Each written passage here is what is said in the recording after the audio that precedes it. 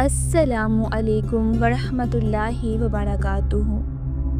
یہ حدیث رسول اللہ صلی اللہ علیہ وآلہ وسلم کا ایک گہرا پیغام لیے ہوئے ہے۔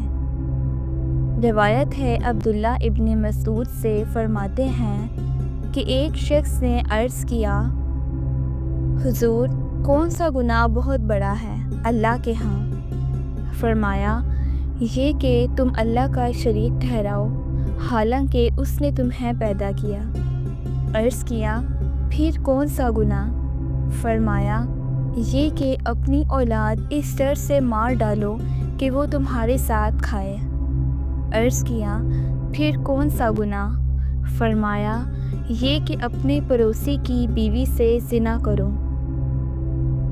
تب اللہ نے اس کی تصدیق میں یہ آیت اتاری، اور وہ جو خدا کے ساتھ دوسرے معبود کو نہیں پوجتے اور نہ اس جان کو ناحق قتل کریں جسے اللہ نے حرام کیا، اور نہ زنا کریں۔ وضاحت: اس حدیث میں 3 بڑے کبیرہ گناہوں کو واضح کیا گیا ہے۔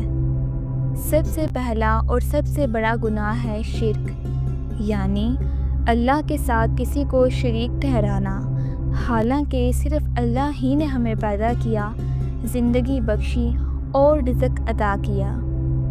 دوسرا گناہ ہے اپنی اولاد کو غربت کے خوف سے قتل کرنا۔ یہ نہ صرف ایک معصوم جان لینا ہے، بلکہ اللہ کی رزاقیت پر یقین نہ رکھنے کے مترادف بھی ہے۔ اللہ ہی رازق ہے، وہی سب کو کھلاتا ہے۔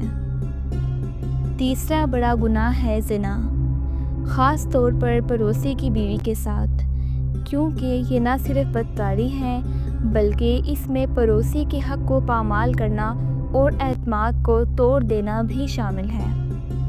یہ حدیث ہمیں خبردار کرتی ہے کہ کبیرہ گناہ صرف ذاتی برائی نہیں ہوتے، بلکہ ان سے معاشرے اور رشتوں کی بنیادیں ہل جاتی ہیں۔